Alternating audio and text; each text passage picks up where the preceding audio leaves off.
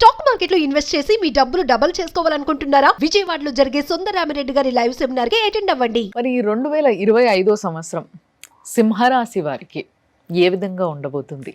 ప్రతి ఒక్కరు అంటే రకరకాల ప్రొఫెషన్స్లో ఉన్నవాళ్ళు, చిన్నవాళ్ళు, పెద్దవాళ్ళు, వాళ్ళందరికీ కూడా ఏ విధంగా ఉండబోతుంది? వాళ్ళకి తగ్గ పరిహారం ఏదైతే బాగుంటుంది? ఇది గురువుగారు చెప్పడానికి తయారుగా ఉన్నారు, మాట్లాడదాం. గురుగారు నమస్తే. జై వీరబ్రహ్మచి. నమస్కారం తల్లి. గురుగారు, మరి సింహరాశి వారికి ఈ కొత్త సంవత్సరం ఏ విధంగా ఉండబోతుంది అంటారు? శివాయ బ్రహ్మణే నమ, వీరబ్రహ్మేంద్ర స్వామినే నమో నమ. జై వీరబ్రహ్మ జై గోవిందమాంబచే. ఓం హ్రీం క్లీం శ్రీం శివాయ బ్రహ్మణే నమ. వచ్చినటువంటి ఫలితం రాహు సంబంధమైన ఫలితం. ఈ రాహు సంబంధమైన ఫలితం ప్రత్యేకించి ద్వితీయ స్థానంలోని కేతు సంబంధమైన స్థితి వల్లే చెయ్యని పొరపాటుకి సంజాయిషి ఇచ్చుకోవాల్సిన పరిస్థితులు ఇప్పటికే వచ్చి ఉంటాయి సింహరాశి వారికి. కొన్ని పరిస్థితుల నేపథ్యంలో మనం ఏ పొరపాటు చేయకపోయినప్పటికీ సమాజంలో చట్టపరమైన అంశాలు, న్యాయపరమైనటువంటి స్థితిగతుల్లో పోరాటాలు చేయవలసినటువంటి పరిస్థితులు కొన్ని, అపోహలు, అపార్థాలు, అపనిందలు ఏవైతే వచ్చి ఉన్నాయో ఇవన్నీ కూడా తొలగిపోయి మీ జీవితంలో సుఖమయమైనటువంటి జీవితం మొదలు కాబోతుంది. ఎంతో కాలంగా అప్పులన్నీ తీరుస్తున్నాం, ఆర్థికంగా బలపడాలని ప్రయత్నం చేస్తూ ఉన్నాం.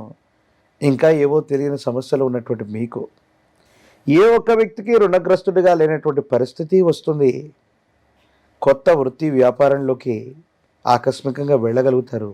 ఆకస్మికమైనటువంటి ధనప్రాప్తి యోగాలు కూడా సింహరాశి వారి యొక్క జాతకంలో తప్పనిసరిగా రాబోతుంది. ఓహో, సో సింహరాశి వారికి కూడా ఈ సంవత్సరం చాలా బాగుంది.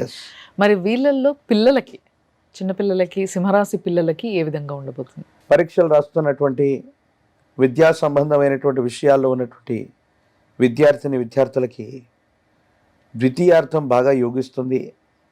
ప్రథమార్థంలో కొన్ని చిన్న చిన్న సమస్యలు ఉన్నప్పటికీ ద్వితీయార్థం బాగా యోగిస్తుంది.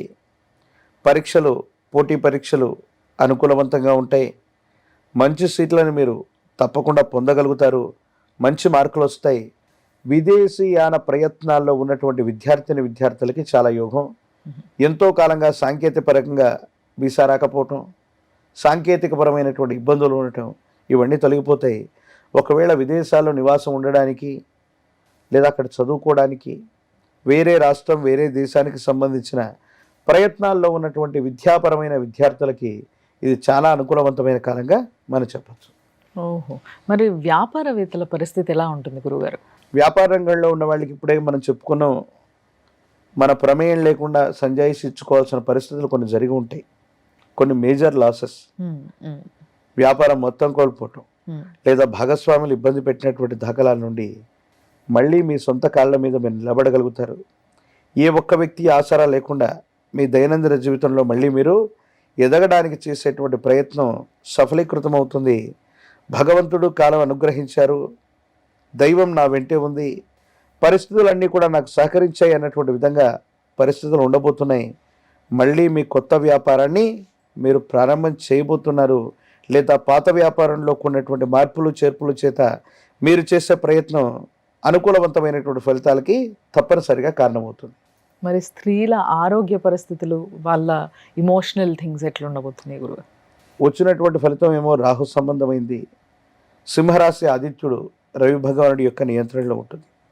కోపం ఎక్కువగా పెరుగుతూ ఉండటం, ఆవేశం ఎక్కువ అవుతూ ఉండటం, ఒక్కసారిగా పరిస్థితులన్నీ కూడా సానుకూలవంతంగా అవుతున్నటువంటి సందర్భంలో కాన్ఫిడెన్స్ కూడా ఎక్కువగా పెరగటం వల్ల, నిద్రాహారాలని సమన్వయం చేసుకోకపోవటం వల్ల స్త్రీ సంబంధమైనటువంటి వ్యక్తులకి ఆరోగ్యపరమైనటువంటి అంశాల్లో ఇబ్బందులు ఉన్నాయి. గర్భస్థ శిశువును మోస్తున్నటువంటి గర్భిణీ స్త్రీలు ఆరోగ్యపరమైన అంశాల్లో కొన్ని ఎక్కువ ఇబ్బందుల్ని ఎదుర్కొనేటువంటి అవకాశం ఈ సంవత్సరం ఉంది. కాబట్టి గర్భస్థ శిశువును మోస్తున్నటువంటి తల్లులందరూ కూడా తప్పనిసరిగా వైద్యపరమైనటువంటి అంశాల్లో చికిత్స తీసుకుంటూ ఉండండి. ఏ చిన్న విషయాన్ని కూడా మీరు నిర్లక్ష్యం వహించకుండా ముందుకు వెళ్ళండి. అన్ని అనుకూలవంతమైనటువంటి మార్పుల్ని మీరు పొందేటువంటి అవకాశం ఉంది. కొన్ని ఆరోగ్యపరమైన అంశాల్లో ఇబ్బందులను తొలగించుకునేందుకు సూర్య భగవాన్ని ప్రార్థన చేయండి. యోగదాయకంగా మీ పరిస్థితులన్నీ కూడా సానుకూలవంతం అవుతూ ఉంటాయి. మరి రాజకీయ నాయకులు సింహరాశిలో ఉన్న వారికి ఏ విధంగా ఉండబోతుంది? కలిసి రానటువంటి కాలంగా, కలిసి రాని ఎన్నికలుగా గత సంవత్సరాల్లో జరిగినటువంటి ఎన్నికలను మీరు చూస్తూ ఉంటారు. ఎన్నిక లేకుండానే ఈ పోటీ ప్రపంచంలో మీకు గొప్ప అవకాశం కలిసి రాబోతుంది. రాజకీయపరమైన రంగాలు, సినిమా రంగాలు, మీడియా రంగాలు, ప్రజా సంబంధమైనటువంటి పరిస్థితుల్లో కలిసి రాని వ్యక్తులైనటువంటి ఎవరైతే మీరున్నారో ఒక గొప్ప అవకాశం కలిసి వస్తుంది. ఆర్థికంగా లాభపడతారు. పదవీ ప్రాప్తి యోగం ఉంటుంది. పరిస్థితులన్నీ కూడా సానుకూలవంతమయ్యేటువంటి అవకాశాలు కనబడుతున్నాయి. ఓ, మరి ఏదైతే ఆడవారికి కొంచెం ఇబ్బందిగా ఉంది అని అన్నారు, వాళ్ళకి అంతేకాకుండా కోపం ఎక్కువగా వస్తుంది అన్నారు. సో ఈ రెండిటికి పరిహారంగా ఏం చెప్తారు? ఎప్పుడైతే ఇటువంటి ఇబ్బందులు మనం ఎదుర్కొంటూ ఉంటామో మరిన్ని సానుకూలవంతమైన ఫలితాలు పొందడానికి గాను సూర్య భగవానుడికి నమస్కారం చేయటం, ఓం ఆదిత్యాయ నమః, ఓం ఆదిత్యాయ నమః అన్నటువంటి మూలమంత్రాన్ని కనుక 12 సార్లు స్మరణ చేసి సూర్య భగవాన్ని ప్రార్థన చేసిన, ఆదిత్య హృదయాన్ని అనునిత్యం కూడా పఠిస్తున్నా వింటున్నా జాతకంలోని సమస్తమైన దుర్యోగాలు తొలగిపోతాయి. ఆరోగ్యపరమైన అంశాలే కాదు, ఆర్థికంగా కూడా చాలా ముందుకి వెళ్ళగలుగుతారు. ప్రత్యేకించి మహాకాలభైరవ రక్షని, పంచముఖి రుద్రాక్షని మెడలో ధరింపజేసుకోండి. నరకోశ, నరదిష్టి, నరపీడల నుంచి బయటపడతారు. తప్పనిసరిగా జీవన గమనంలో ఒక దుర్యోగం తొలగిపోయి ఒక మంచి యోగం వచ్చేటువంటి భాగ్య సంవత్సరమే ఈ 2025వ సంవత్సరం.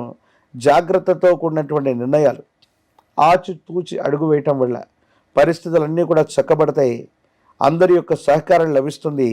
ఆర్థికంగా ఆకస్మికమైనటువంటి ధనప్రాప్తి వల్ల మళ్ళీ జీవితంలో ముందుకెళ్ళేటువంటి అవకాశం తప్పకుండా కనబడుతుంది. అయితే మీరు ఇందాక కూడా ఇంకో రాశిలో సంబంధించి పంచముఖ రుద్రాక్షను వేసుకోమని చెప్పారు, కాలభైరవ స్వామికి ప్రతీక. సో మరి ఇది వేసుకున్నప్పుడు ఏ విధంగా ఉండాలి, దీనికి పాటించాల్సిన ఏంటి అని కొంతమంది మళ్ళీ అదో క్వశ్చన్ మార్క్ ఉంటుంది వాళ్ళకి. సో వాళ్ళకి ఏం చెప్తారు? ఉదయాన్నే వేసుకోవటం, సాయంకాలం తీసేయటం, వేరొక రకమైనటువంటి నియమనిష్టలు ఏవీ లేవు. కానీ ఇవి ఉన్నప్పుడు మాత్రం, శరీరం మీద ఉన్నప్పుడు మాత్రమే కొన్ని సాంసారికపరమైనటువంటి రంగాలకి అంటే కుటుంబపరమైన అంశాల్లో బ్రహ్మచర్యాన్ని పాటించటం, వెళ్ళకూడని చోటికి వెళ్ళకపోవటం, ఈ 1-2 నియమాలు మాత్రమే ఉన్నాయి. ఇవి చేస్తే చాలు. మిగతా పరిస్థితుల గురించి ఆలోచించనక్కర్లేదు. ఉదయాన్నే మెడలో వేసుకోవడం, సాయంకాలం తీసి పక్కన ఉంచడం, మళ్ళీ మీరు ఉద్యోగం మీద, వ్యాపారం మీద, ముఖ్యమైనటువంటి పని మీద బయటకు వెళుతున్నటువంటి సందర్భంలో దీన్ని మెడలో ధరించి వెళ్ళటం వల్ల మీకు అంతా శుభమే జరిగే అవకాశం కనపడుతుంది. చాలా ధన్యవాదాలు గురువారు. జై వీరబ్రహ్మ, జై గోవిందమాంబ జై.